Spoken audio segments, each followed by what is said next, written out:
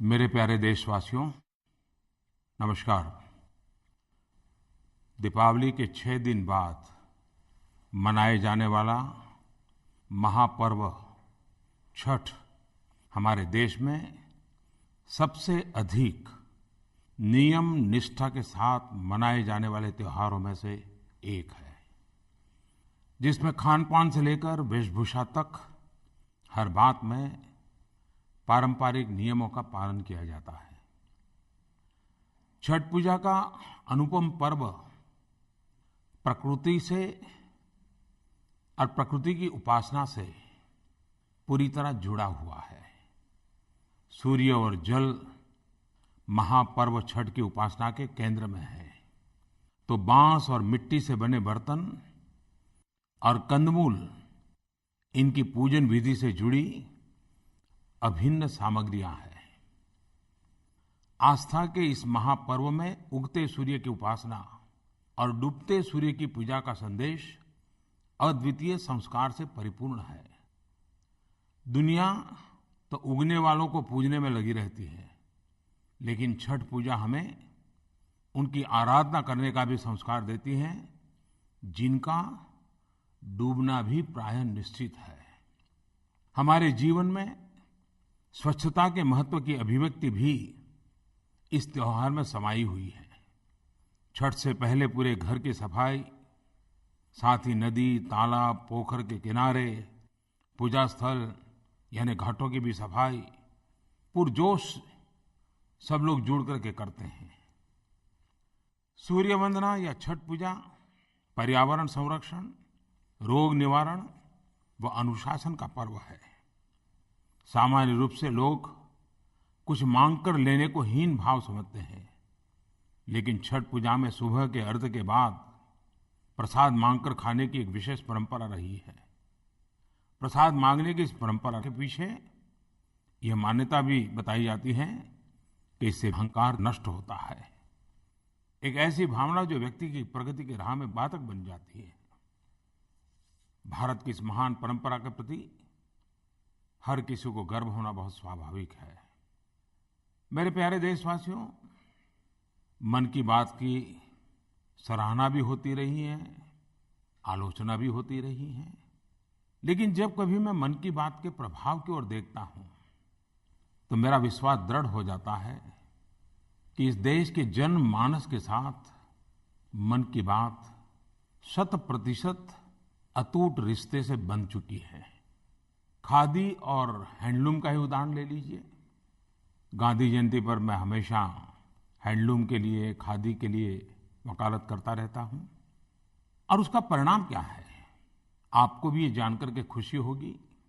मुझे बताया गया कि इस महीने 17 अक्टूबर को धनतेरस के दिन दिल्ली के खादी ग्रामोद्योग भवन स्टोर में लगभग 1,20,00,000 रुपये की रिकॉर्ड बिक्री हुई है।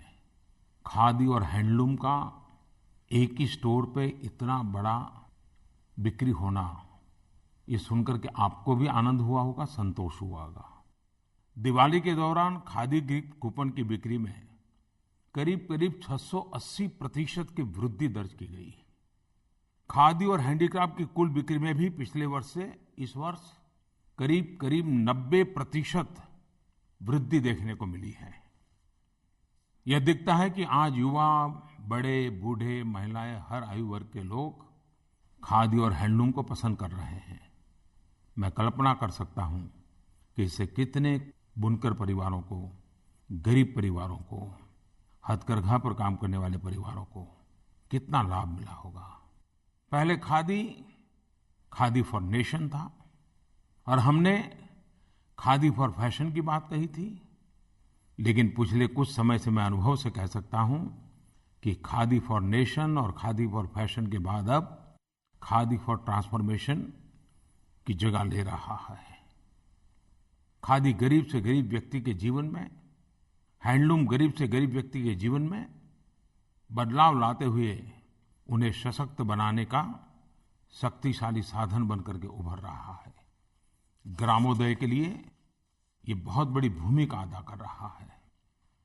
श्रीमान राजन भट्ट ने नरेंद्र मोदी ऐप पर लिखा है कि वो सुरक्षा बलों के साथ मेरे दिवाली एक्सपीरियंस के बारे में जानना चाहते हैं और वे यह भी जानना चाहते हैं कि हमारे सुरक्षा बल कैसे दिवाली मनाते हैं। श्रीमान तेजस गायकवाड़ ने भी नरेंद्र मोदी ऐप पर लिखा है, क्या हमारे घर की भी मिठाई सुरक्षा बलों तक पहुंचाने का प्रबंध हो सकता है क्या? हमें भी हमारे वीर सुरक्षा बलों की याद आती है। हमें भी लगता है कि हमारे घर की मिठाई देश के जवानों तक पहुंचनी चाहिए।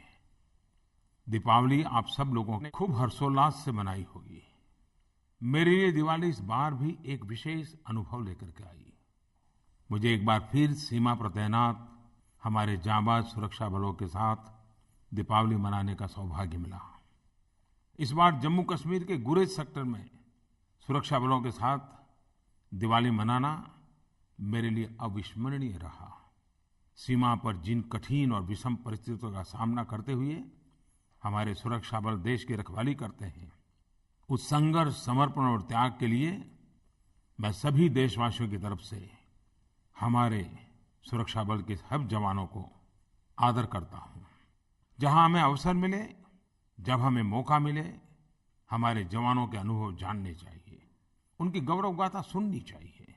हम में से कई लोगों को पता नहीं होगा कि हमारे सुरक्षा बल के जवान न सिर्फ हमारे बॉर्डर पर बल्कि विश्व भर में शांति स्थापित करने में महत्वपूर्ण भूमिका निभा रहे हैं। यूएन पीस कीपर बनकर के वे दुनिया में हिंदुस्तान का नाम रोशन कर रहे हैं। अभी पिछले दिनों 24 अक्टूबर को विश्व भर में यूएन डे, संयुक्त राष्ट्र दिवस मनाया गया। विश्व में शांति स्थापित करने के यूएन के प्रयासों, उसकी सकारात्मक भूमिका को हर कोई याद करता है। और हम तो वसुधैव कुटुंबकम को मानने वाले हैं, यानी पूरा विश्व हमारा परिवार है। और इसी विश्वास के कारण भारत प्रारंभ से ही यूएन के विभिन्न महत्वपूर्ण इनिशिएटिव में सक्रिय भागीदारी निभाता रहा है। आप लोग जानते ही होंगे कि भारत के संविधान की प्रस्तावना और यूएन चार्टर की प्रस्तावना दोनों वी द पीपल इन्हीं शब्दों के साथ शुरू होती है। भारत ने नारी समानता पर हमेशा जोर दिया है और UN declaration of human rights इसका जीता जागता प्रमाण है। इसके इनिशियल फेज में जो प्रपोज किया गया था वह था all man are born free and equal, जिसे भारत के प्रतिनिधि हंसा मेहता के प्रयासों से चेंज कर लिया गया और बाद में स्वीकार हुआ all human beings are born free and equal.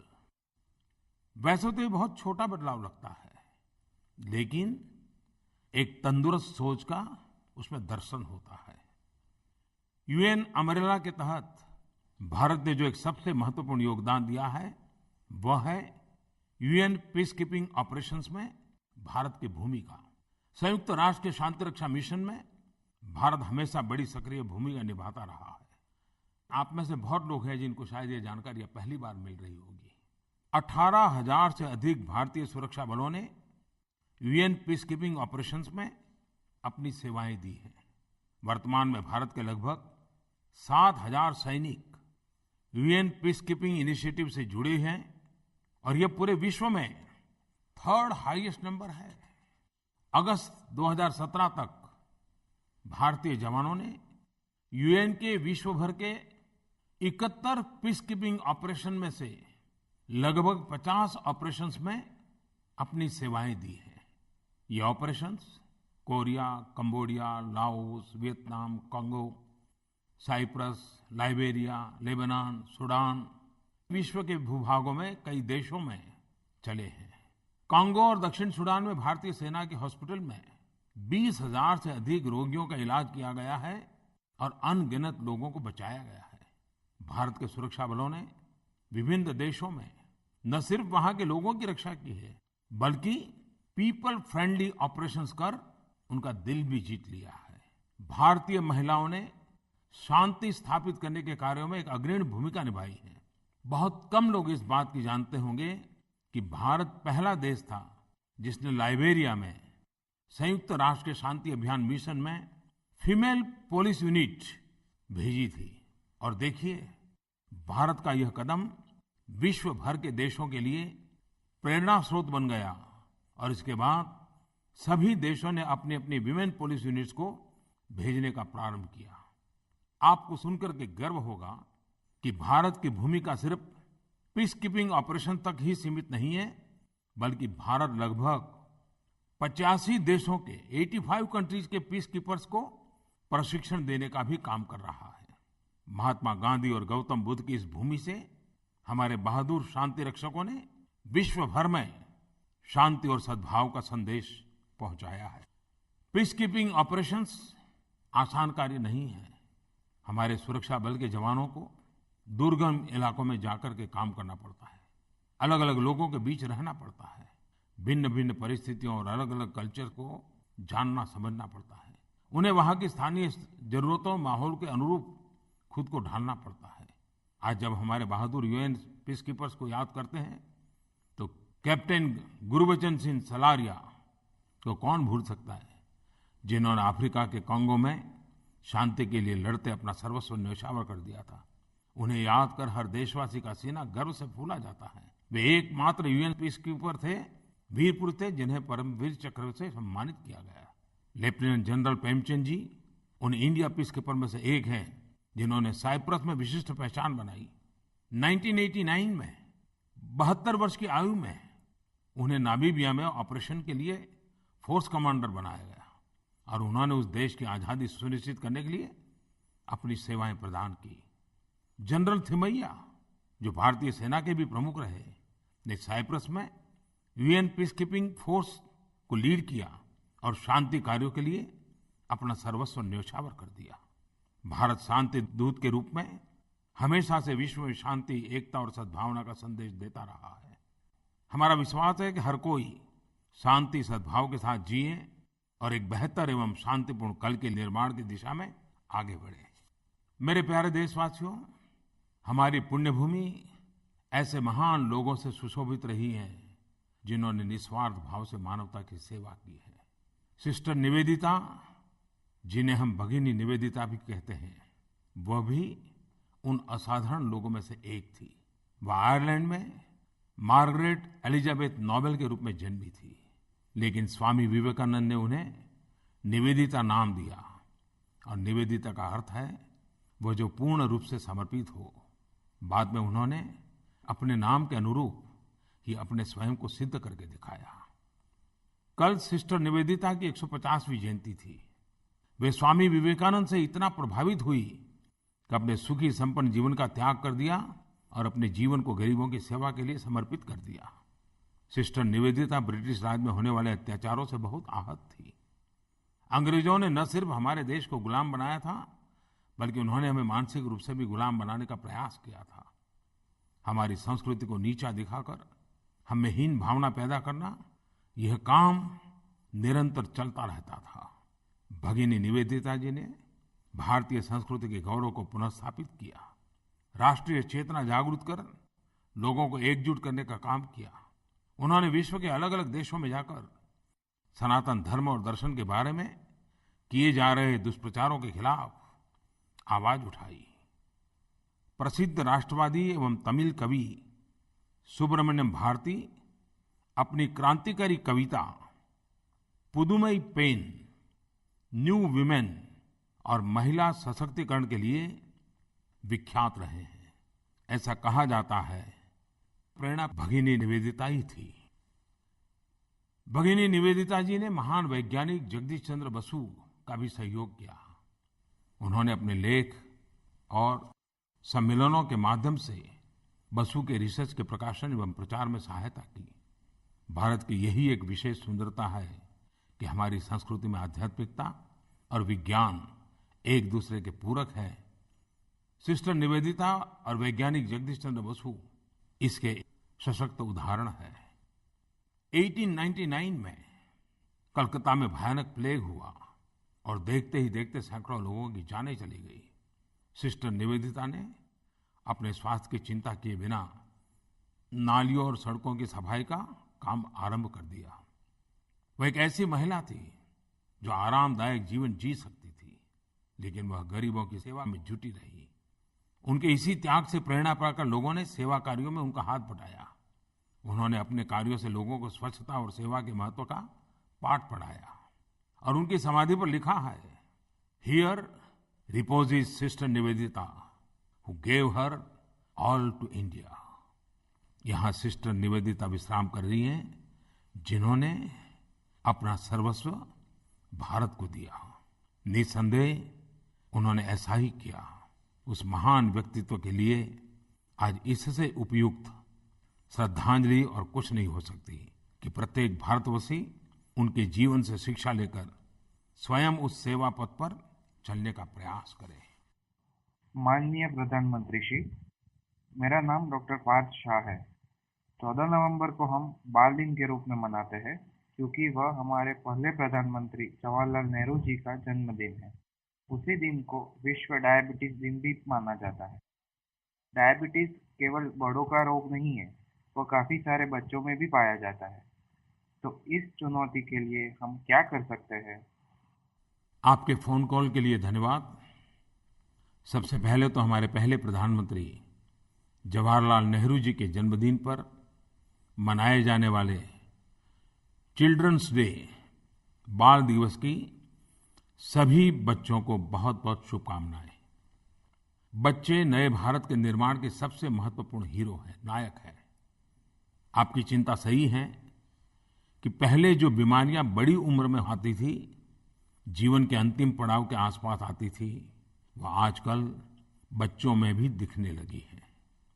आज बड़ा आश्चर्य होता है जब सुनते हैं कि बच्चे भी डायबिटीज से पीड़ित हो रहे हैं। पहले के जमाने में ऐसे रोगों को राज रोग के नाम से जाना जाता था। राज रोग अर्थात ऐसी बीमारियां जो केवल संपन्न लोगों को, ऐशो आराम की जिंदगी जीने वालों को ही हुआ करती थी। युवा लोगों में ऐसी बीमारियां बहुत रेयर होती थी। लेकिन हमारा लाइफस्टाइल बदल गया है। आज इन बीमारियों को लाइफस्टाइल डिसऑर्डर के नाम से जाना जाता है। युवा उम्र में इस तरह की बीमारियां से ग्रस्त होने का एक प्रमुख कारण है हमारी जीवन शैली में फिजिकल एक्टिविटीज की कमी और हमारे खान पान के तरीकों में बदलाव। समाज और परिवार को इस चीज पर ध्यान देने की जरूरत है। जब हम इस पर सोचेंगे तो आप देखिएगा कि कुछ भी एक्स्ट्राऑर्डिनरी करने की जरूरत नहीं है। बस जरूरत है छोटी छोटी चीजों को सही तरीके से नियमित रूप से करते हुए उन्हें अपनी आदत में बदलने की, उसे अपना एक स्वभाव बनाने की। मैं तो चाहूंगा कि परिवारजन जागरूकता पूर्वक ये प्रयास करें कि बच्चे खुले मैदानों में खेलने की आदत बनाएं। संभव हो तो हम परिवार के बड़े लोग भी इन बच्चों के साथ जरा खुले में जाकर के खेलें। बच्चों को लिफ्ट में ऊपर जाने आने की आदत के बजाय सीढ़ियां चढ़ने की आदत लगाएं। डिनर के बाद पूरा परिवार बच्चों को लेकर के कुछ वॉक करने का प्रयास करें। योगा फॉर यंग इंडिया, योग विशेष रूप से हमारे युवा मित्रों को एक हेल्दी लाइफस्टाइल बनाए रखने और लाइफस्टाइल डिसऑर्डर से बचाने में मददगार सिद्ध होगा। स्कूल से पहले 30 मिनट का योग देखिए कितना लाभ देगा। घर में भी कर सकते हैं। और योग की विशेषता भी तो यही है, वो सहज है, सरल है, सर्वसुलभ है। और मैं सहज है इसलिए कह रहा हूं कि किसी भी उम्र का व्यक्ति आसानी से कर सकता है। सरल इसलिए है कि आसानी से सीखा जा सकता है। और सर्वसुलभ इसलिए है कि कहीं पर भी किया जा सकता है। विशेष टूल्स या मैदान की जरूरत नहीं होती है। डायबिटीज कंट्रोल करने में योग कितना असरकारी है, इस पर कई स्टडीज चल रही हैं। एम्स में भी इस पर स्टडी की जा रही है और अभी तक जो परिणाम आए हैं वो काफी एनकरेजिंग है। आयुर्वेद और योग को हम सिर्फ उपचार, ट्रीटमेंट के माध्यम के तौर पर न देखें, उन्हें हम अपने जीवन का हिस्सा बनाएं। मेरे प्यारे देशवासियों, खास करके मेरे युवा साथियों, खेल के क्षेत्र में पिछले दिनों अच्छी खबरें आई हैं। अलग अलग खेल में हमारे खिलाड़ियों ने देश का नाम रोशन किया है। हॉकी में भारत ने शानदार खेल दिखाते एशिया कप हॉकी का खिताब जीता है। हमारे खिलाड़ियों ने बेहतरीन प्रदर्शन किया और इसी के बल पर भारत 10 साल बाद एशिया कप चैंपियन बना है। इससे पहले भारत 2003 और 2007 में एशिया कप चैंपियन बना था।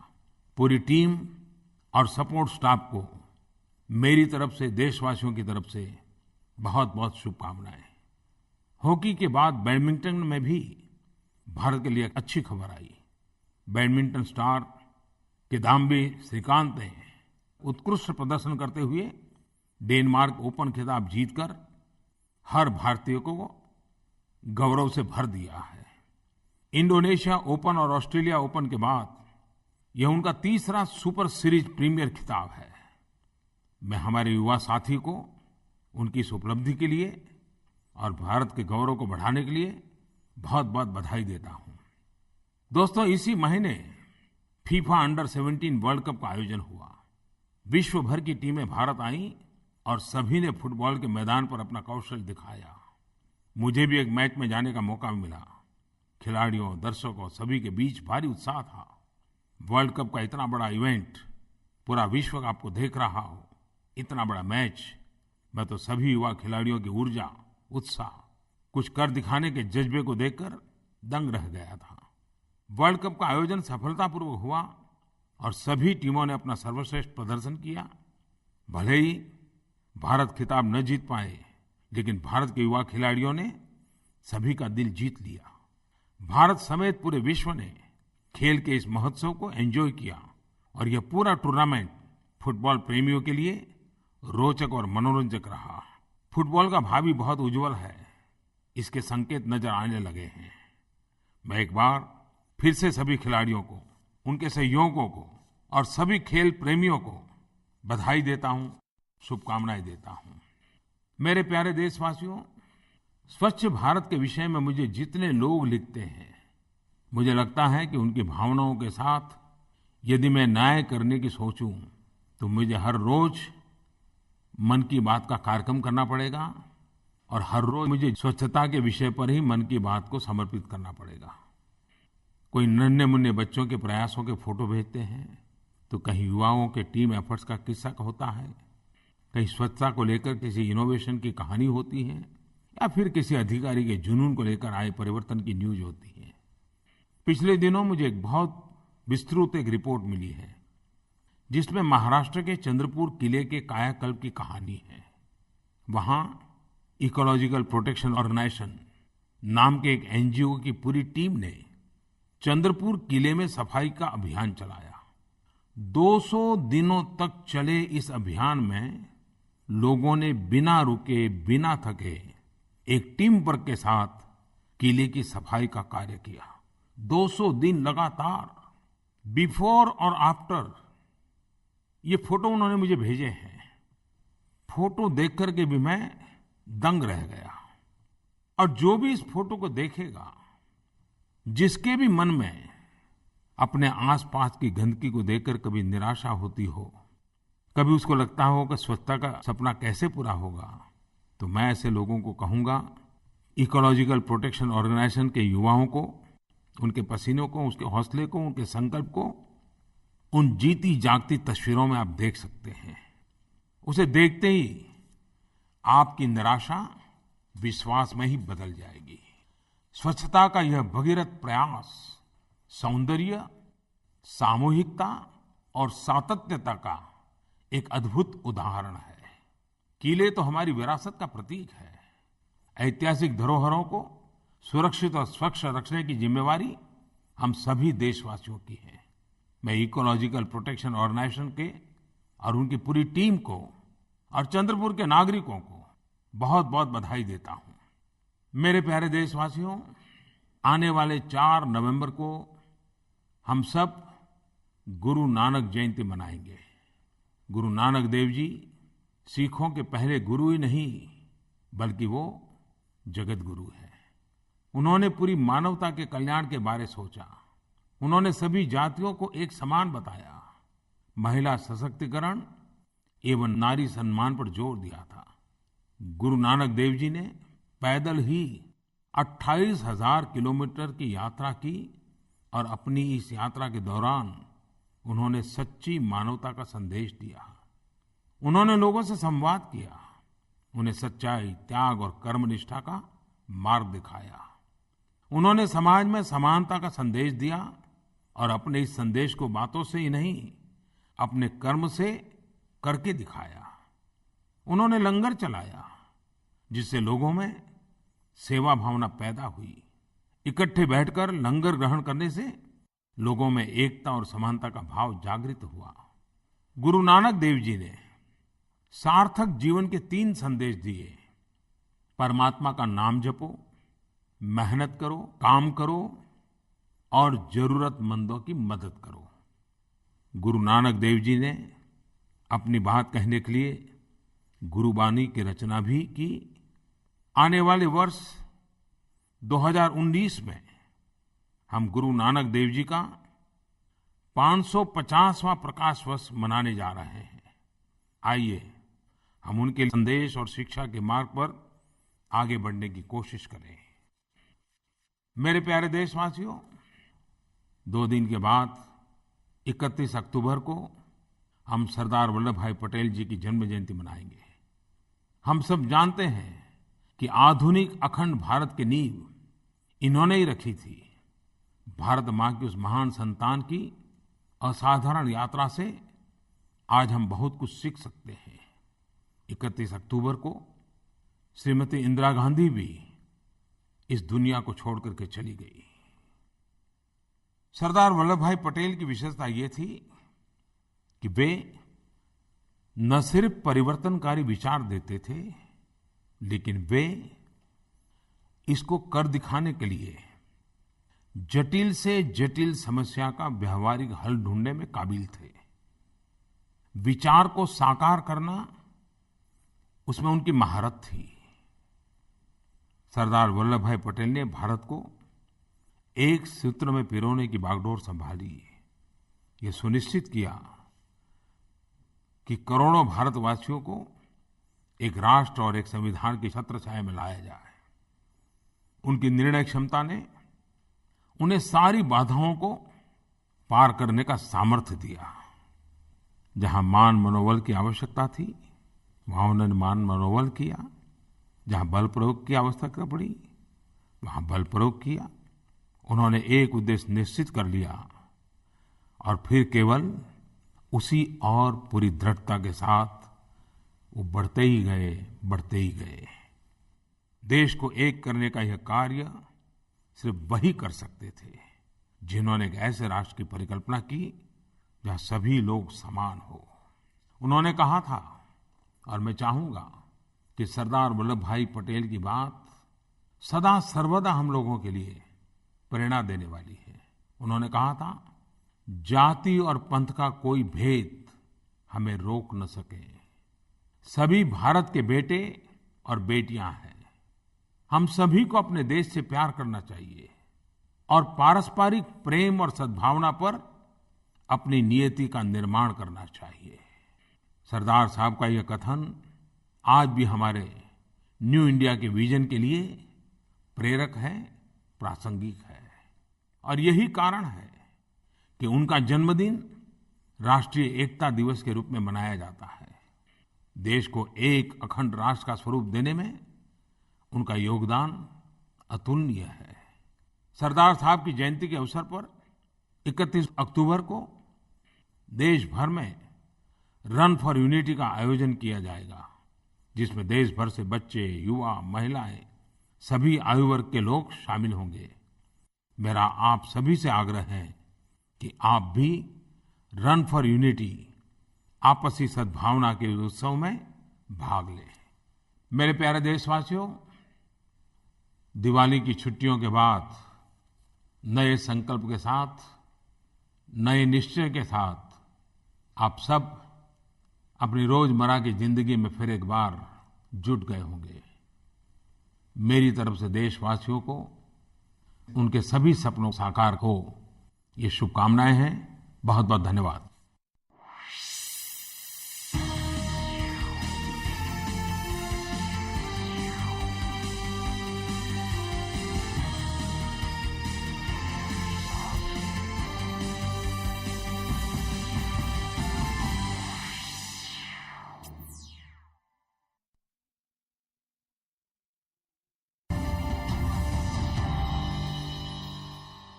आपके सपनों के घर का वित्त पोषण इंडियन बैंक दे रहा है केवल 8.35% प्रति वर्ष पर गृह ऋण। शीघ्र ही उत्तम दरों का लाभ उठाएं।